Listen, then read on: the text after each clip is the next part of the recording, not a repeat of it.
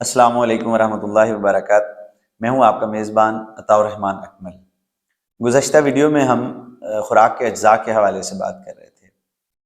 आज इंशाल्लाह हम खुराक के जो सबसे बड़े यानी मेन कंपोनेंट्स हैं, उन 3 कंपोनेंट्स को डिस्कस करेंगे, जो कि कार्बोहाइड्रेट्स, प्रोटीन्स और लिपिड्स पर मुश्तमिल हैं। अल्लाह तबारक व तआला ने सूरह यूनुस की आयत नंबर 31 में फरमाया है, तर्जुमा उसका ये है कि ए नबी सल्लल्लाहु अलैहि वसल्लम, इनसे पूछिए या इनसे कह दीजिए कि कौन है जो तुम्हें ज़मीन और आसमानों से रिज़्क देता है, और कौन है जो मालिक है तुम्हारे सुनने और देखने का, और कौन है जो ज़िंदा को मुर्दा से और मुर्दा को ज़िंदा से निकालता है, और कौन है जो कामों की तदबीर करता है।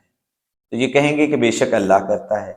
तो ए नबी सल्लल्लाहु अलैहि वसल्लम, इनसे फिर पूछिए कि तुम कहाँ फिरे जाते हो? अगर ये सारे काम अल्लाह ही करता है तो फिर तुम उसका इनकार क्यों करते हो? इसमें हमारे मुतालिक जो है वो हमारे टॉपिक से मुतालिक पहली 2 जो हिस्से हैं आयत के वो हैं कि ए नबी सल्लल्लाहु अलैहि वसल्लम, इनसे पूछिए कौन है जो तुम्हें रिज़्क देता है ज़मीन और आसमानों से। बिलाशुबा कुरान मजीद जो है वो हिदायत ही की किताब है, कोई साइंस की किताब नहीं है।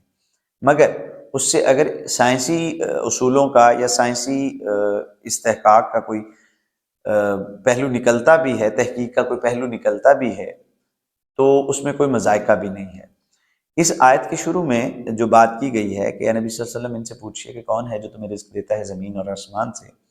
तो यहाँ पे ज़मीन और आसमान से रिज़्क देने के हवाले से एक साइंटिफिक फैक्ट की बात करेंगे हम, कि ये जो 3 कंपोनेंट्स हमारी फूड के हैं, बल्कि चौथा जो डाइटरी फाइबर्स हैं वो भी, ये बेसिकली कार्बन, हाइड्रोजन और ऑक्सीजन पर मुश्तमिल हैं।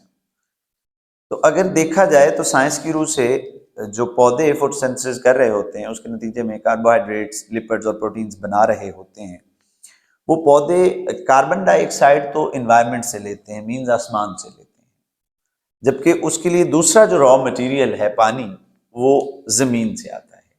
इसी तरह इन दोनों चीज़ों को, पानी और कार्बन डाइऑक्साइड को मिलाकर उससे ग्लूकोज या सुक्रोज या कार्बोहाइड्रेट्स पैदा करने के लिए जो एनर्जी आती है, जो ड्राइविंग फोर्स आती है, वो सन से, यानी वो भी आसमानों से आती है।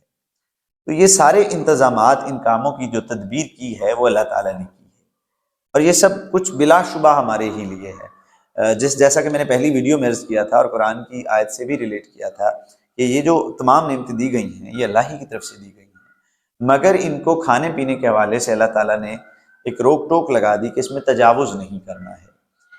तो आज हमारा जो टॉपिक है वो कार्बोहाइड्रेट्स, लिपिड्स और प्रोटीन, ये बेसिकली कार्बन, हाइड्रोजन और ऑक्सीजन ही के डेरिवेटिव्स या उन्हीं से निकाले गए कंपाउंड्स हैं।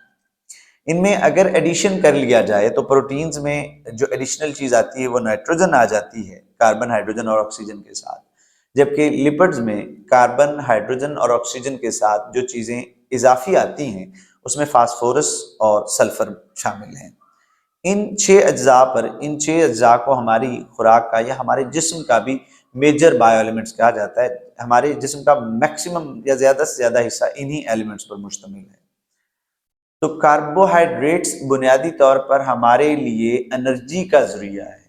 हमारी बॉडी को बनाने के साथ साथ हमारी बॉडी को चलाने के लिए भी कार्बोहाइड्रेट्स बहुत ज़रूरी हैं। जैसा कि आपको स्क्रीन पर नज़र आ रहा होगा कि कार्बोहाइड्रेट्स कार्बन, हाइड्रोजन और ऑक्सीजन ही के डेरिवेटिव्स हैं, जिनको प्लांट्स फोटोसिंथेसिस के ज़रिए से अपनी बॉडी में स्टोर करते हैं और वो हमारी खुराक का फिर ज़रिया बनते हैं।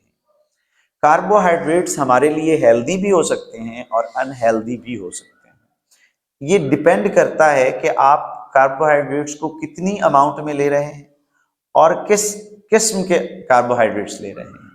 2 तरह के कार्बोहाइड्रेट्स हैं जो कि आपकी बॉडी के लिए इस्तेमाल किए जाते हैं एज अ फूड। एक फूड को हम प्रोसेस्ड फूड कहते हैं और एक फूड को हम होल या ऑर्गेनिक फूड कहते हैं। जो प्रोसेस्ड फूड है वो हमारे लिए बहुत मुज़िर है। प्रोसेस्ड फूड में कार्बोहाइड्रेट्स के जो ज़राए हो सकते हैं, उनमें बहुत सारे ज़राए हैं। स्पेशली एशिया में तो तमाम तर चीज़ें मोस्टली जो है वो कार्बोहाइड्रेट्स पर मुश्तमिल होती हैं। हमारे कार्बोहाइड्रेट्स पर मुश्तमिल हमारे खाने की जितनी भी चीज़ें हैं, जैसे रोटी है वो भी कार्बोहाइड्रेट की ही एक शक्ल है, ब्रेड्स हम खाते हैं वो भी कार्बोहाइड्रेट की एक शक्ल है, पेस्ट्रीज़ हैं ये भी कार्बोहाइड्रेट की एक शक्ल है, ग्लूकोज की ही एक शक्ल है। लेकिन ये प्रोसेस्ड फूड्स हैं जिनमें जो कार्बोहाइड्रेट्स हैं वो हमारे लिए डेंजरस हैं, مضر صحت ہیں۔ اگر ہم ہول گرینز کی بات کریں یا ہول فروٹس اینڈ ویجیٹیبلز کی بات کریں تو ان میں جو کاربوہائیڈریٹس ہیں وہ ہمارے لیے بہت سود مند ہیں، جس میں ہول گرین میں اوٹس ہیں، بارلے ہے، ویٹ ہے۔ اس کو اگر فائن نہ کیا جائے، اس کو اسی حالت میں ہول گرین کی حالت میں صرف تھوڑا بہت پروسیس کر کے اگر استعمال کیا جائے تو وہ بہت فائدہ مند ہے۔ ہول گرینز اس لیے بھی فائدہ مند ہیں کہ ہول گرینز میں ان کے اندر ڈائٹری فائبر موجود رہتے ہیں، یعنی ہسک یا چھلکا جو ان کا ہے وہ موجود رہتا ہے، اور وہی ہمارے لیے ڈائٹری فائبر کا کام کرتا ہے۔ اگر ہماری باڈی میں ڈائٹری فائبرز ایک اسپیسیفک اماؤنٹ میں جاتے رہیں گے تو ہمیں کانسٹیپیشن یعنی قبض جیسے امراض بالکل نہیں ہوں گے۔ دوسرا اس کا بہت بڑا فائدہ ڈائٹری فائبرز کا اور کاربوہائیڈریٹس کو ہول گرینز کے ذریعے سے یا ویجیٹیبلز کے ذریعے سے لینے کا فائدہ وہ یہ ہے کہ جتنے زیادہ ہم کاربوہائیڈریٹس ڈائٹری فائبرز کے ساتھ لیں گے، ہول فارم میں لیں گے، اتنا ہماری باڈی میں ابزارپشن ریٹ بڑھے گا، اور ہماری باڈی میں ابزارپشن ریٹ بڑھنے کا مطلب ہے کہ کولیسٹرول لیول کم ہوگا۔ سب سے بڑی بات یہ ہے۔ اس کے بعد دوسرا ہمارا کمپوننٹ پروٹینز ہیں۔ پروٹینز کی جو فوڈز ہیں ان میں بھی آپ یہ ڈیپینڈ کرتا ہے کہ کون سی فوڈ لے رہے ہیں اور کتنی اماؤنٹ میں لے رہے ہیں۔ پروٹینز کے لیے سب سے بنیادی طور پر جو پروٹینز کے ذرائع ہیں اس میں تمام طرح کے گوشت اور اس کے ساتھ البیومن یعنی انڈے کی جو سفیدی ہوتی ہے وہ شامل ہے۔ انڈے کی سفیدی البیومن جو ہے وہ آپ کے لیے پروٹین کا ایک کوئک اور آسان سورس ہے بنسبت گوشت کے، جبکہ گوشت بھی آپ کے لیے بہت فائدہ مند ہے پروٹینز کے حوالے سے، لیکن یہ ڈیپینڈ کرتا ہے کہ آپ کون سا گوشت اور کتنی اماؤنٹ میں گوشت لے رہے ہیں۔ اگر آپ گوشت کسی بھی میٹ کو آپ اگر بات کریں، بیف کی بات کی جائے یا مٹن کی بات کی جائے، اگر آپ اس کو ایک اسپیسیفک اماؤنٹ سے زیادہ کھائیں گے، اپنی کیپیسٹی سے زیادہ کھائیں گے، تو وہ آپ کے ڈائجسٹو سسٹم کو برڈنائز کرے گا، اور اس طرح آپ کی باڈی میں اس کے اندر پروٹینز ہیں وہ ابزارب نہیں ہوں گی۔ اس کے بعد تیسرا کمپوننٹ جو ہے وہ لپڈز ہیں۔ لپڈز کا جو سورس ہے وہ بیسیکلی پلانٹ آئلز یا پھر پلانٹ فیٹس جس کو ہم کہہ سکتے ہیں، پلانٹ فیٹس یا اینیمل فیٹس ہو سکتے ہیں۔ جیسا کہ پچھلی ویڈیو میں ہم نے عرض کیا تھا کہ جو اینیمل فیٹس ہیں ان کو اپنی فوڈ میں منیمم رکھیے، جبکہ پلانٹ فیٹس میں جو موسٹلی ہماری فوڈ کا بہترین ذریعہ اور حصہ ہو سکتے ہیں، اس میں آلیو جو ہے وہ سب سے بہترین ہے۔ آلیو اور کینولا آئلز، لو کینولا آئلز، یہ اگر آپ اپنی فوڈ میں شامل رکھتے ہیں ایک منیمم اماؤنٹ میں تو یہ بھی آپ کے لیے بہت فائدہ مند ثابت ہو سکتا ہے۔ لپڈز بیسیکلی دو طرح کے ہوتے ہیں، جیسا کہ پیچھے عرض کیا گیا تھا گزشتہ ویڈیو میں، کہ یہ سیچوریٹڈ اور ان سیچوریٹڈ ہوتے ہیں۔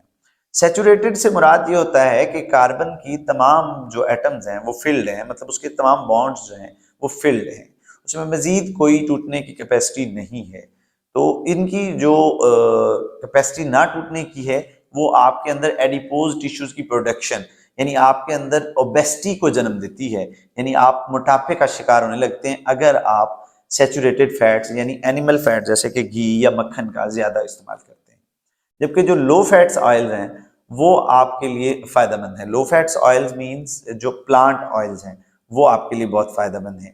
وہ اگر آپ منیمم اماؤنٹ میں جتنی آپ کو ضرورت ہے وہ اگر آپ اتنے ضرورت کے تحت استعمال کر رہے ہیں تو وہ آپ کے بلڈ کولیسٹرول کو بھی لیول میں رکھیں گے، اور اس کے ساتھ ساتھ آپ کو اوبیس بھی نہیں ہونے دیں گے، موٹاپا بھی نہیں ہونے دیں گے۔ موٹاپے کو ام الامراض یا ابو الامراض بھی کہا جاتا ہے کہ یہ بہت سی اور بیماریوں کو بھی جنم دیتا ہے۔